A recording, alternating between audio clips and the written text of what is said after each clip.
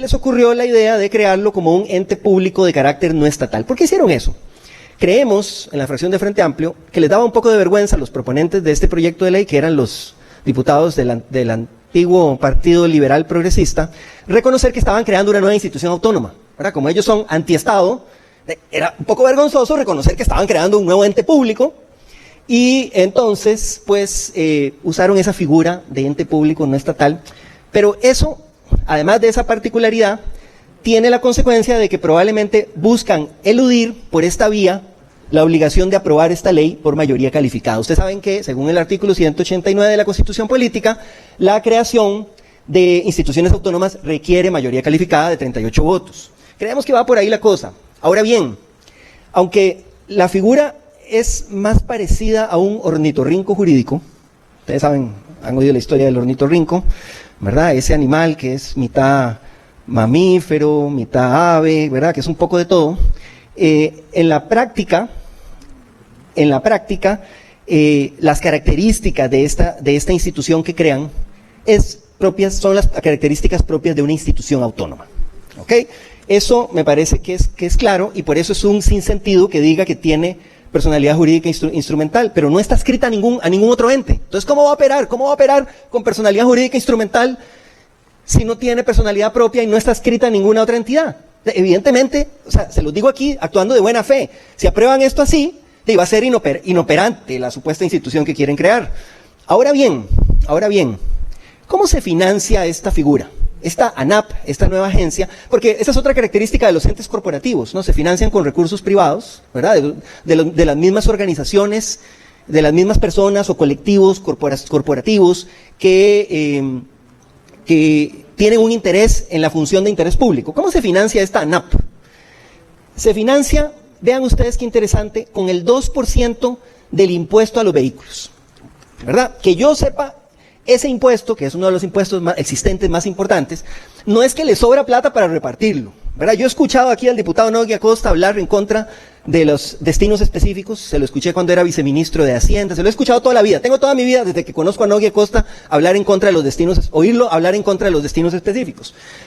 Pero aquí se está creando un destino específico de un impuesto que ya tiene destino, porque esa plata no es que quien la tiene ahí guardada el Estado costarricense, ¿verdad? Que un Estado que tiene este monto de deuda que tenemos nosotros, no es que le sobra plata de uno de los principales impuestos existentes, el impuesto a la propiedad de los vehículos, como ustedes saben, se recauda con el marchamo y es uno de los principales impuestos que financia la actividad ordinaria del Estado costarricense. Entonces aquí le dan un 2% a esta nueva institución autónoma. ¿A quién le están quitando ese 2%? Vean, hoy salen noticias como por ejemplo el desfinanciamiento que tienen los comedores escolares, ¿no? Es una noticia dolorosísima del... Solo Lysol Air Sanitizer ayuda a eliminar el rastro y el olor matando el 99.9% de virus y bacterias en el aire.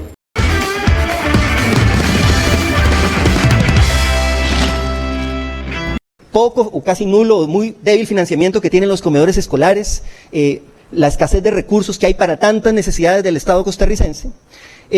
Pues aquí le vamos a dar este 2% asignado como un destino específico por ley a este nuevo ente, ¿verdad? Nuevo ente que va ahora sí supuestamente a regular las concesiones. ¿Será prioridad para las alicaídas finanzas públicas este nuevo ente que regulará las concesiones respecto a todas las necesidades que tienen los programas sociales de nuestro país, donde han hecho recortes brutales en las becas, en los comedores escolares y en tantas necesidades? ¿Será esa la prioridad? ¿A quién le van a quitar esa plata? ¿De dónde va a salir? Pero el asunto no se queda ahí. Este proyecto plantea que el personal de este nuevo ente que se crea se regirá por el Código de Trabajo, no por el Servicio Civil, aunque la versión original sí estaba adscrita al Servicio Civil. Bueno, alguien podría decir, claro, así es más ágil, ¿verdad? Así funciona más. Lo que pasa es que el Código de Trabajo regula la actividad del empleo privado, ¿verdad? Y si estamos hablando de funciones públicas, de funcionarios públicos que ejercen funciones regulatorias, de fiscalización, que ejercen potestades de imperio, que dan concesiones sobre bienes de dominio público, ¿cómo los vamos a mandar por el Código de Trabajo? Evidentemente eso es una materia de empleo público. Nos guste o no nos guste, es empleo público porque son funcionarios públicos. Y si no, ¿cómo van a regular las concesiones?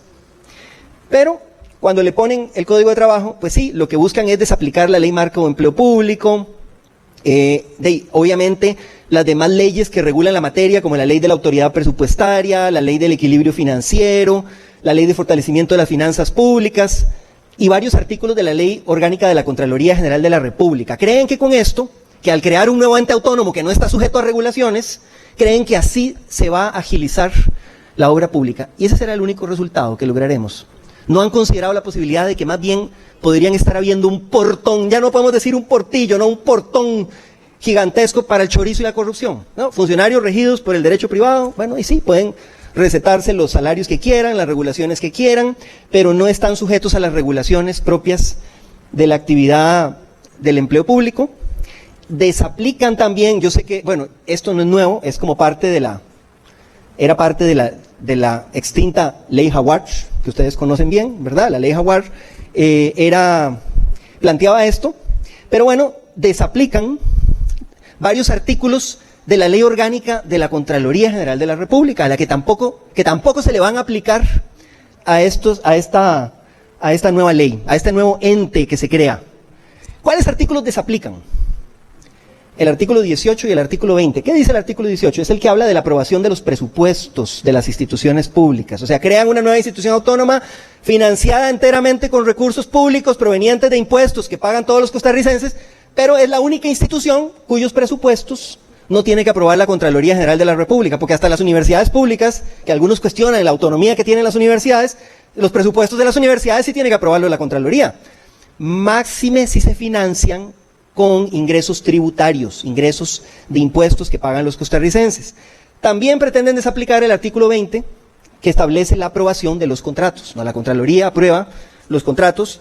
Yo estoy de acuerdo que la Contraloría no tiene que aprobar toda contratación del Estado, no hay contratación, por ejemplo, está excluida la actividad ordinaria de las instituciones, pero cuando son estos megacontratos de obra pública, estas megaobras, ¿cómo no lo va a aprobar la Contraloría?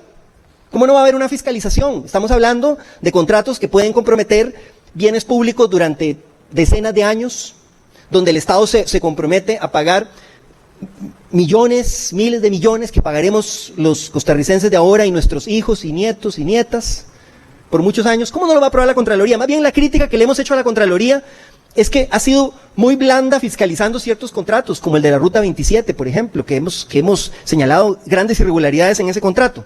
Pero podemos discutir cómo hacer para que esa fiscalización sea más eficaz, pero de ahí a decir que no va a haber en las concesiones de estos proyectos de obra pública tan grandes, no va a haber aprobación de la Contraloría. Miren, son palabras mayores. Yo he escuchado aquí a las fracciones decir que están de acuerdo, que son pulguillas lo que le quieren quitar a este proyecto de ley, pequeñas cositas, pequeñitas, pero sinceramente no vemos que sean pulguillas. ¿Cómo la Contraloría no va a aprobar un contrato de una mega concesión de obra pública? Y cómo esta institución que va a regular esto, que ahora va a tener funcionarios públicos, pero bajo el Código de Trabajo, creo que eso podría violentar, ustedes me dirán, ¿verdad?, varios artículos constitucionales.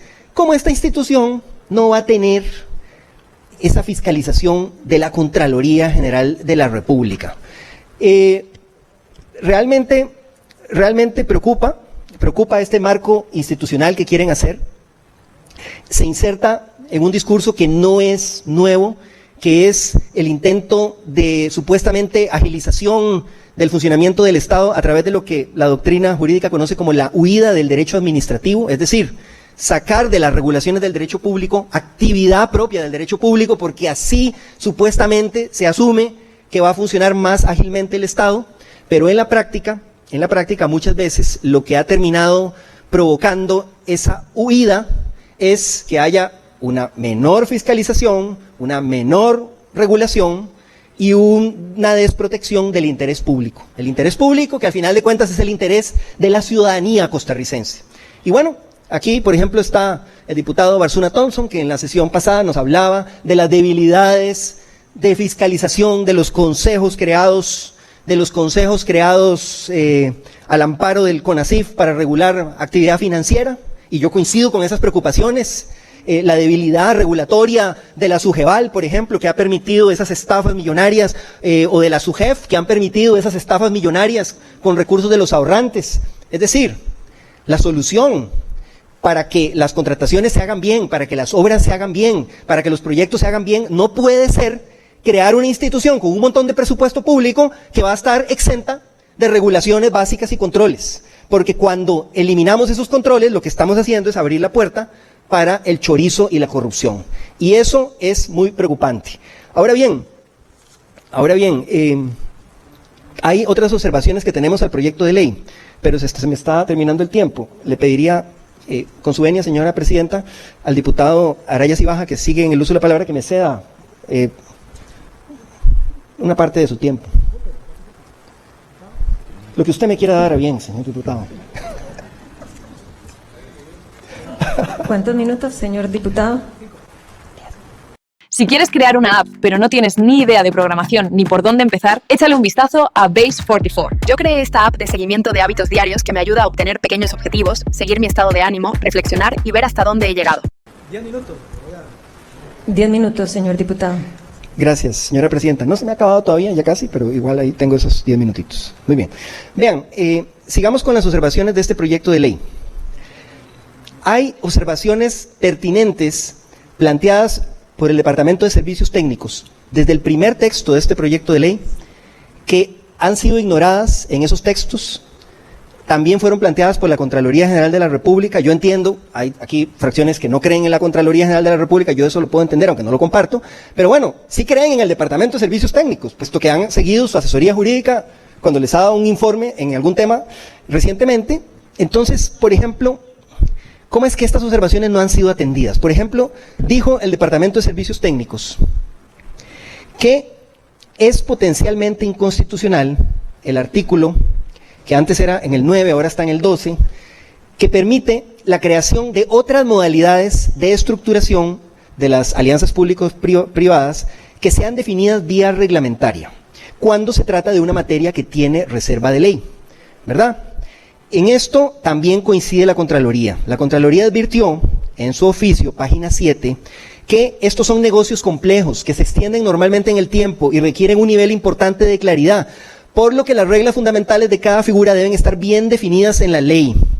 Sin embargo, ese artículo abre un portillo para que se cree cualquier otra figura, ¿verdad?, sin que tenga una regulación mínima en la ley. Yo estoy de acuerdo que todos los detalles de estos contratos no pueden estar en la ley, es decir, hay detalles específicos que tienen que regularse en el reglamento y en los contratos.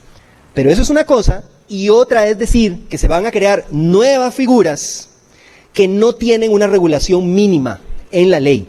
Y este es un tema, repito, delicado, porque incluye servicios públicos, bienes públicos, potestades públicas, distribución de riesgos, y entonces no es algo que se puede manejar así. Dice efectivamente Servicios Técnicos que esto podría ser inconstitucional, ya que hay una reserva de ley en esta materia. Ahora bien, otro tema que nos ha llamado mucho la atención es el supuesto régimen diferenciado para los concesionarios que presenten,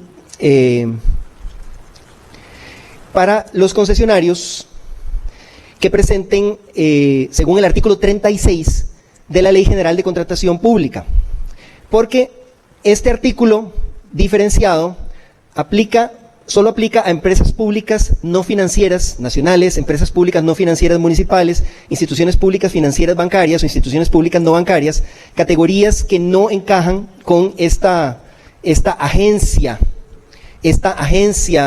este ente público encargado de otorgar las concesiones que se crea.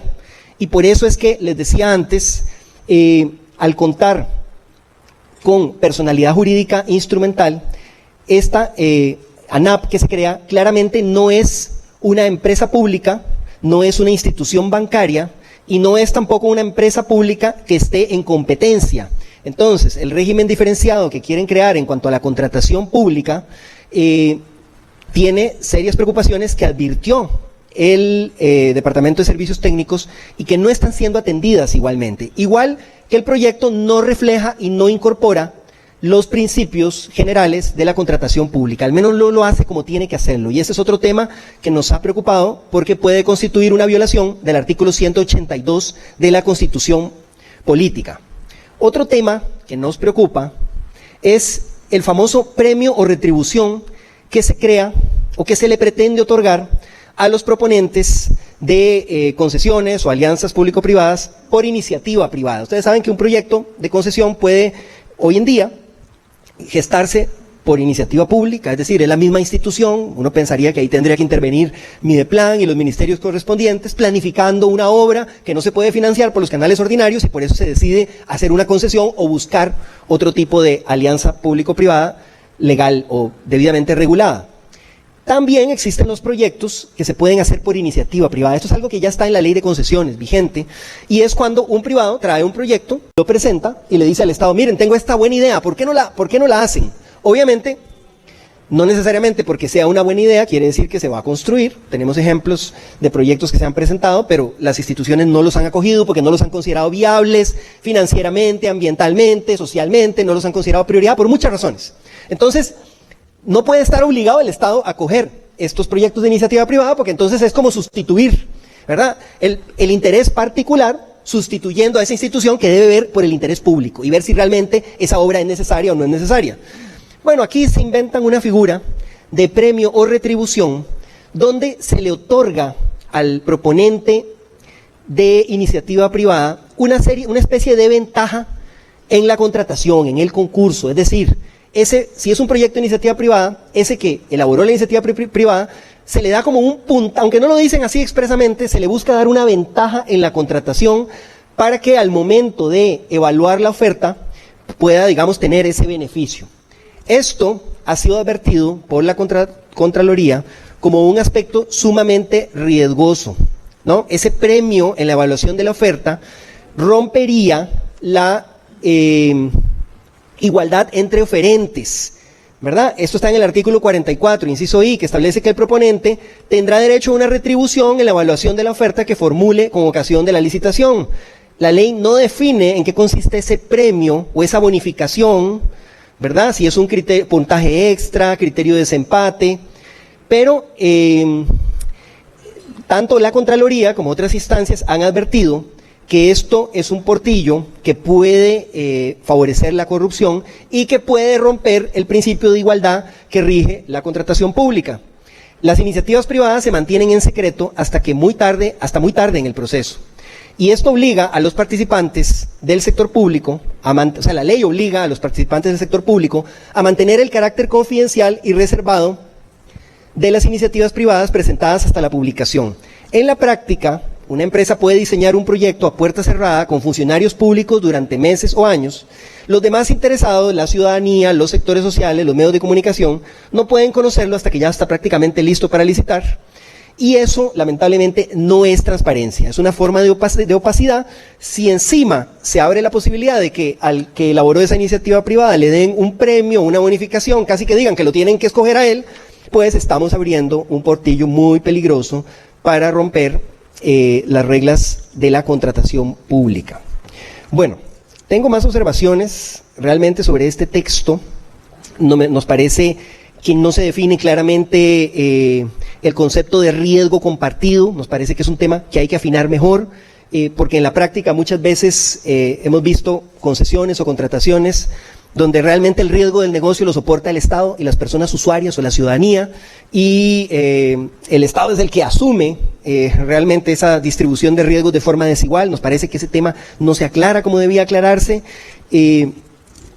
También hay un portillo que encontramos donde se podría estar abriendo la posibilidad de que se otorguen en garantía bienes públicos o bienes demaniales que no pueden ser objeto de remate, que no pueden ser objeto de ejecución, porque son bienes demaniales, que como ustedes saben son inembargables. Y bueno, en general lo que encontramos en el texto es una serie de deficiencias que en algunos casos podrían incluso desmejorar lo que tenemos ahora en la ley de concesiones, generando problemas adicionales como este nuevo ente público, esta nueva institución. Recuerdo a la señora presidenta hablando de que en Costa Rica tenemos muchas instituciones públicas. Bueno, aquí estamos creando una que se va a financiar con plata de los impuestos, pero sus funcionarios van a estar en el régimen laboral privado y exentos de todo tipo de controles, incluyendo la fiscalización de la Contraloría en la formulación de esos presupuestos. No es la mejor forma de mejorar el funcionamiento del Estado.